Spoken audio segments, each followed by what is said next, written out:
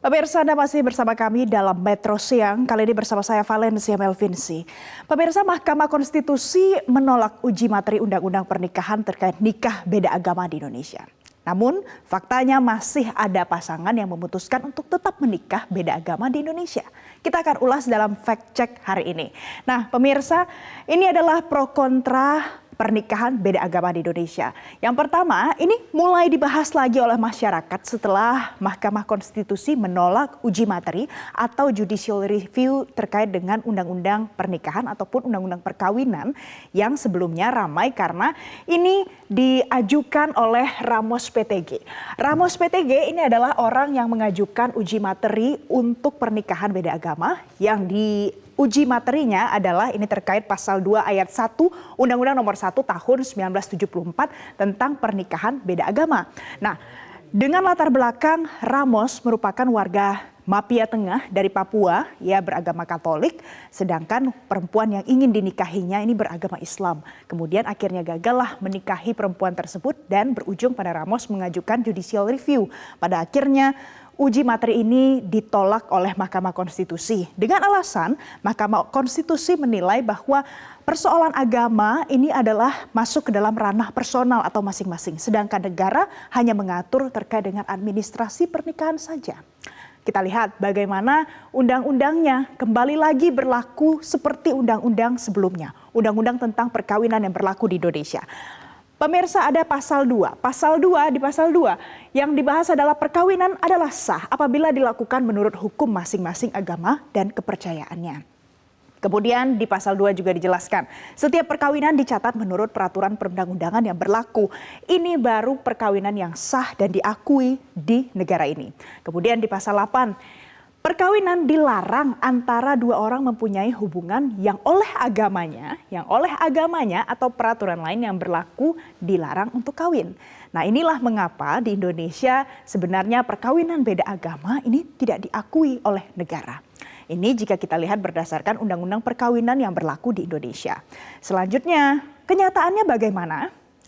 Berdasarkan data yang dihimpun sejak tahun 2005 sampai dengan tahun 2022, tahun lalu, Indonesian Conference on Religion and Peace (ICRP) ini merupakan sebuah non-governmental organization (NGO) yang mencatat ada 1.425 pasangan beda agama yang memutuskan untuk menikah. Ini merupakan angka yang tercatat yang masuk ke dalam survei dan juga berhasil didata oleh ICRP. Angkanya cukup banyak pemirsa karena 1.425 ini merupakan pasangan yang kemudian ketahuan ataupun mengakui pernikahan agama ini, beda agama ini dilakukan di Indonesia.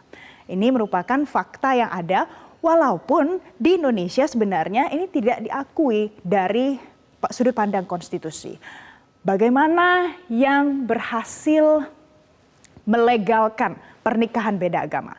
Ada ternyata. Kalau kita lihat di tahun lalu 2022 saja pemirsa, ada beberapa kasus yang juga menyita perhatian publik karena terjadi di ibu kota, di Jakarta, ada juga yang terjadi di Surabaya. Saya ambil beberapa contoh. Misalnya ada yang berinisial DRS dan juga JN, ini beda agama, Katolik dan juga Islam. Pada akhirnya Pengadilan Negeri Jakarta Selatan ini mengabulkan permohonan pernikahan beda agama dan PN Jaksel juga meminta Disdukcapil supaya menerbitkan akta perkawinan. Ini satu kasus. Ini juga terjadi ternyata untuk kasus di Pengadilan Negeri Surabaya yang berinisial RA dan EDS, kasusnya Islam dan juga Kristen. Tidak hanya itu pemirsa, di Jakarta Timur yang akhir-akhir ini juga menuai sorotan karena agamanya adalah Katolik dan juga Kristen. Mungkin ini terjadi juga di keluarga terdekat kita, di kerabat terdekat kita, berikut dengan public figure yang mungkin setiap hari kita senantiasa lihat di media sosial, ternyata juga bisa melakukan pernikahan beda agama walaupun tidak sesuai dengan konstitusi yang berlaku di Indonesia. Bagaimana dengan pengadilan negeri yang mengambil ataupun mengizinkan terkait dengan pernikahan beda agama ini? Nah, ada silang pendapat yang terjadi antar hakim pemirsa dalam putusan-putusannya yang kita lihat sejauh ini. Misalnya saja saya ambil dua contoh, hanya ada dua contoh. Misalnya Hakim Halomuan Ervins Fransi Haloho. Ini merupakan hakim di Pengadilan Negeri Jakarta Timur yang menyatakan seperti ini. Nikah beda agama sah sehingga sah pula pencatatannya. Sedikit berbeda kalau kita lihat lagi dari Pengadilan Negeri Jakarta Selatan, ada Hakim Arlandi Triyogo yang juga mengambil keputusan terkait dengan permohonan pernikahan beda agama ini. Hakim Arlandi mengatakan perkawinan beda agama tidak sah. Tidak sah. Sebab hal itu adalah bertentangan dengan Undang-Undang Perkawinan. Namun Arlandi setuju dan mengizinkan pencatatan nikah beda agama di Dukcapil. Jadi ini adalah dua sudut pandang hakim yang berbeda pada saat mengambil keputusan untuk mengizinkan atau menolak pernikahan beda agama. Selanjutnya, bagaimana dengan situasi hari ini? Apa upaya-upaya yang dilakukan untuk melangsungkan pernikahan beda agama? Karena kita tahu faktanya di sekitar kita ada saja pernikahan beda agama yang terjadi. Pertama, pergi menikah ke negara yang mengizinkan. Yang paling dekat pemirsa, Singapura. Negara tetangga kita sebenarnya mengizinkan untuk pernikahan beda agama dan praktik itu terjadi di kalangan masyarakat. Kemudian yang kedua adalah mengajukan surat permohonan penetapan pernikahan beda agama. Ini seperti yang kita bahas sebelumnya di setiap pengadilan dengan beragam putusan. Dan yang terakhir adalah terkait mencari bantuan mediator nikah beda agama. Salah satunya seperti yang menyajikan data tadi, itu merupakan salah satu mediator ataupun fasilitator yang mau membantu terkait dengan pernikahan beda agama ini bisa difasilitasi lebih lanjut.